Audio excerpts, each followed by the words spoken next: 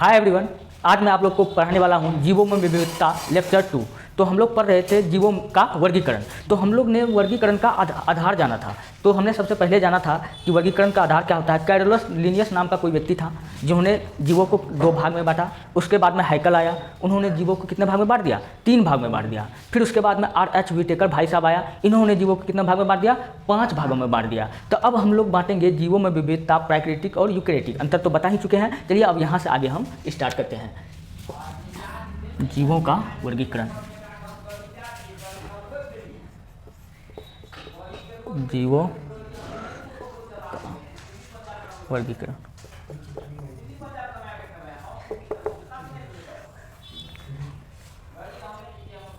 दो भाग में करते हैं।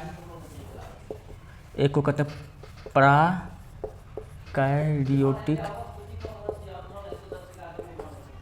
एक को कहते हैं प्राकैरियोटिक, दूसरा को कहते हैं यूकैरियोटिक।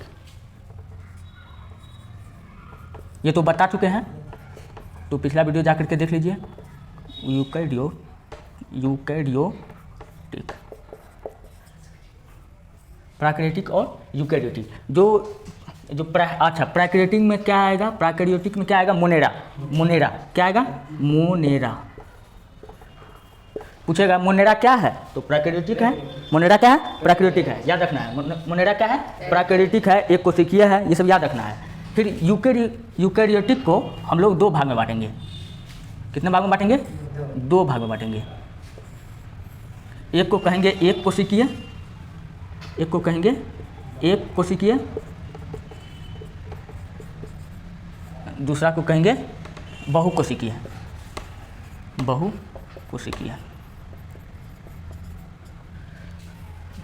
अब एक कोशिकीय में क्या आएगा? प्रोटिस्टा। क्या आएगा? अभी ये सब के बारे में बताएंगे। प्रोटिस्टा। तो पूछेगा प्रोटिस्टा क्या है? एक कोशिकीय है, यूकैरियोटिक है, है ना? यूकैरियोटिक है, एक कोशिकीय है। कोई दिक्कत यहाँ तक? और यही सब ऑनलाइन में लिखाएंगे यूकैरियोटिक प्रोटिस्टा होता है। कोई जोड़ी है? नहीं ना है। तो प्रोटिस्टा क्या है? यूकैरियोटिक है और एक कोशिकीय है। और ये जो बहुकोशिकीय होता है, इसको हम 2 भाग में बांट देते हैं। इसको कितना भाग में बांटेंगे? 2 भाग में बांटेंगे। 2 भाग कौन होगा? एक जिसमें कोशिका भित्ति होगा, जिसमें एगो होगा जिसमें कोशिका भित्ति होगा, जिसमें कोशिका भित्ति नहीं होगा। तो कोशिका भित्ति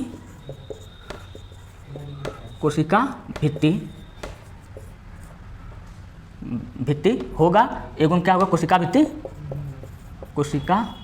भित्ति लिखे हैं, कोशिका भित्ति नहीं होगा। कोशिका भित्ति नहीं होगा।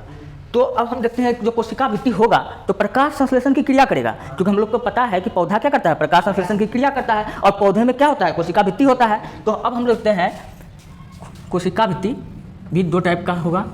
एक वो होगा जो प्रकाश संश्लेषण की क्रिया करेगा, प्रकाश संश्लेषण की क्रिया करेगा। और ये क्या हो जाएगा? प्रकाश संश्लेषण की क्रिया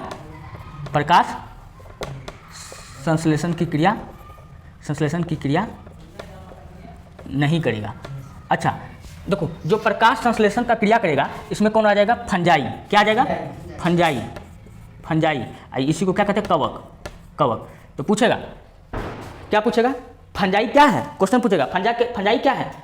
बहुकोशिकीय है, कोशिका भित्ति होता है, इसमें यूकैरियोटिक है। बता सकते हैं ना?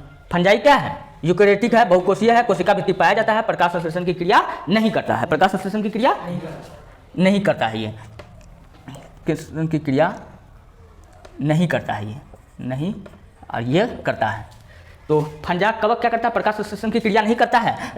और एक क्या बताए थे? जो प्रकाश संश्लेषण की क्रिया करता है। प्रकाश संश्लेषण की क्रिया क्या बताइए? फंजाई नहीं करता है। और प्रकाश संश्लेषण की क्रिया कौन करेगा? पेड़ पौधा ही ना होगा, पेड़ पौधा। चलो तो नोट करो। चलिए, तो हम क्या बताएं कि जीवों का वर्गीकरण किए। जीवों का वर्गीकरण हमने 2 भाग में किया। एक को कहते हैं प्राकैरियोटिक, दूसरा को कहते हैं यूकैरियोटिक। तो पूछेगा मोनेरा क्या है? तो प्राकैरियोटिक है। क्या है? प्राकैरियोटिक है। और एक कोशिकीय भी है। क्या है? एक कोशिकीय भी है। फिर पूछेगा कि प्रोटिस्टा क्या है? पूछेगा प्रोटिस्टा क्या है? प्रोटिस्टा के बारे में अगर आपको लिखने दे दिया जाए तो क्या लिखेंगे? प्रोटिस्टा या एक कोशिकीय है, यूकैरियोटिक है, लिख सकते हैं ना। और इसके बारे में बताएंगे, फिलहाल जान लेते हैं थोड़ा बहुत। तो अब हम जानते हैं यूकेरियोटिक, प्रोटिस्टा भी हो गया। फिर बहुकोशिकीय को हम लोग 2 भाग में बांट दिए। बहुकोशिकीय को कितना भाग बांटे? एक ऐसा कैटेगरी बना दिया जिसमें कोशिका भित्ति होगा और एक ऐसा कैटेगरी बना दिया जिसमें कोशिका भित्ति नहीं होगा। हम लोग को पता है कोशिका भित्ति किस में होता है? सिर्फ पेड़ पौधा में होता है, सिर्फ पेड़ पौधा में होता है। तो कोशिका भित्ति नहीं होगा तो उसमें कौन आ जाएगा? मनुष्य आ जाएगा। आ जाएगा नहीं, इसमें कौन आ जाएगा? मनुष्य आ जाएगा।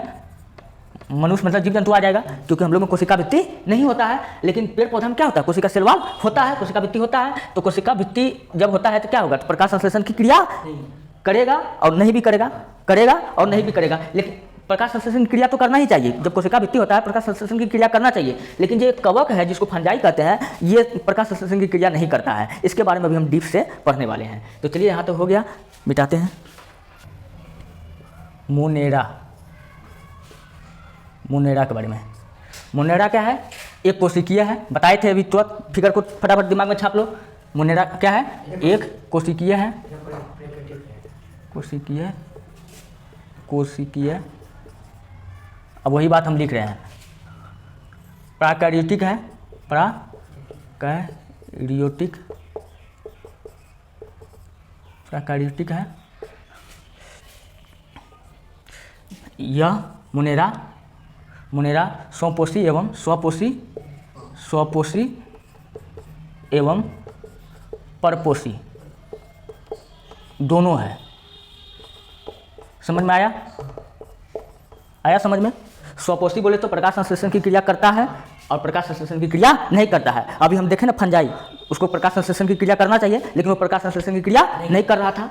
तो इसलिए मोनेरा क्या है? स्वपोषी और परपोषी दोनों है। अब इसका कुछ एग्जाम्पल याद रख लेते हैं। जीवाणु, बैक्टीरिया करूँ, हाँ कोई बड़ी दिक्कत नहीं। बैक्टीरिया, बैक्टीरिया जिस, उसके बाद नील हरित शैवाल, नील हरित शैवाल। अभी शैवाल के बारे में चर्चा काफ़ी जोर शोर से होगा। ये जो नील हरित शैवाल है, इसका कलर कैसा? शैवाल देखा है तुम लोग कभी? शैवाल देखा है? अलग ही वो गांव समाज में जो नदी उदी में जो नहीं, वो हरा कलर का जो होता है, घेगुआ जिसको कहते हैं, उसी को क्या कहते हैं? शैवाल कहते हैं। नदी उदी में जाके देखना, उसी को क्या कहते हैं? शैवाल। ये शैवाल कई कैटेगरी का पाया जाता है। कहीं पे हरा पाया जाता है, कहीं पे लाल पाया जाता है। तो लाल सागर में एक शैवाल पाया जाता है लाल रंग का।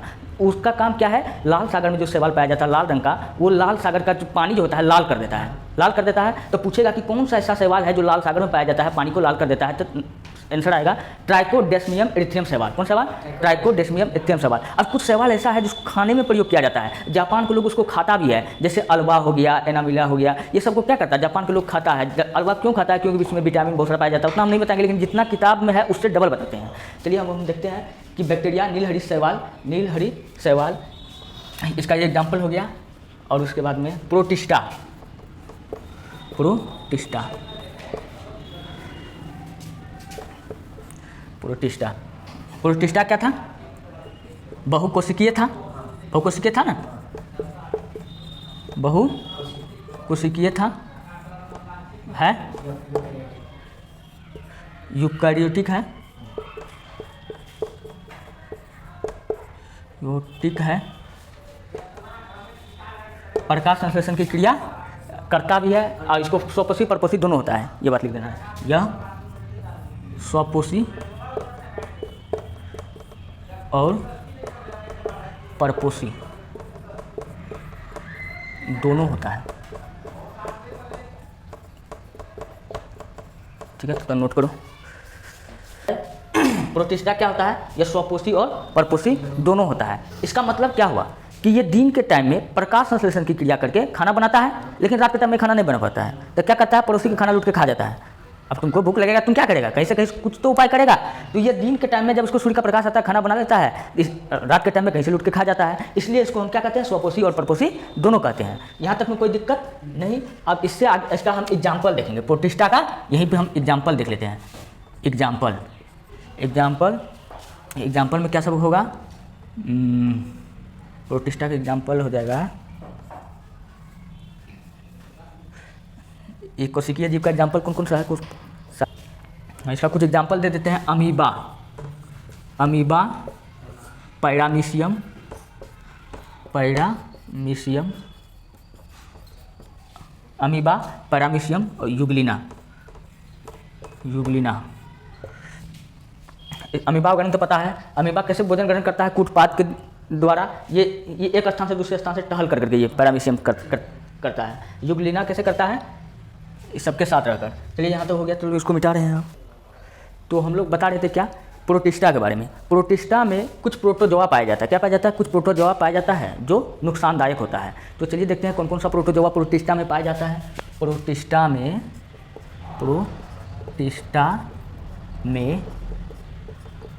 पाया जाने वाला प्रोटिस्टा में पाया जाने वाला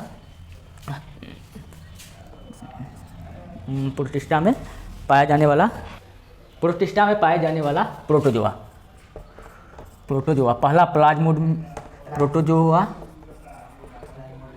पहला प्लाज्मोडियम, दूसरा एंट अमीबा, तीसरा टिक्नोसोम। चलिए अब इसके बारे में आते हैं। प्रोटिस्टा में पाए जाने वाला जो प्रोटोजोआ है ये करता क्या है? कुछ तो करता होगा। प्रोटोजोआ है तो नुकसान भी देता होगा और कुछ फायदा भी देता होगा। तो प्लाज्मोडियम अधिकतर नुकसान ही देगा। जो प्लाज्मोडियम नाम का जो प्रोटोजोआ है, इससे क्या होता है? मलेरिया रोग हमको क्यों होता है? क्योंकि इसी प्रोटोजोआ फैलने के कारण होता है। कौन सा? प्लाज्मोडियम। मलेरिया के लिए कौन सा प्रोटोजोआ जिम्मेदार है? प्लाज्मोडियम।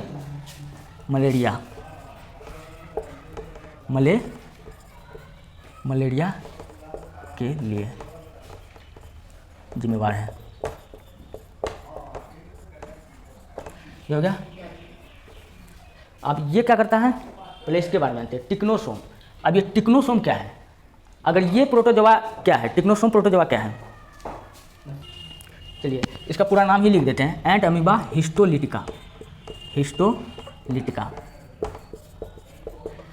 ये टिक्नोसोम से क्या होता है?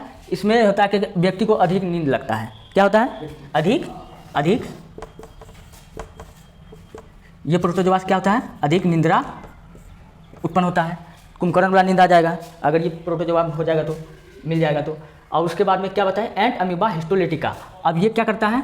ये डायरिया के लिए जिम्मेवार है। डायरिया को क्या कहते हैं? अतिसार। क्या कहते हैं? डायरिया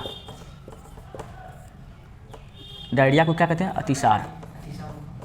डायरिया इसी का दूसरा नाम है अतिसार। चलिए गाइस, हमने आपको बताया। इसका नेक्स्ट वीडियो आएगा, तब तक के लिए बने रहिए हमारे चैनल पर। लाइक कीजिए, सब्सक्राइब कीजिए। मिलते हैं नेक्स्ट वीडियो में। धन्यवाद।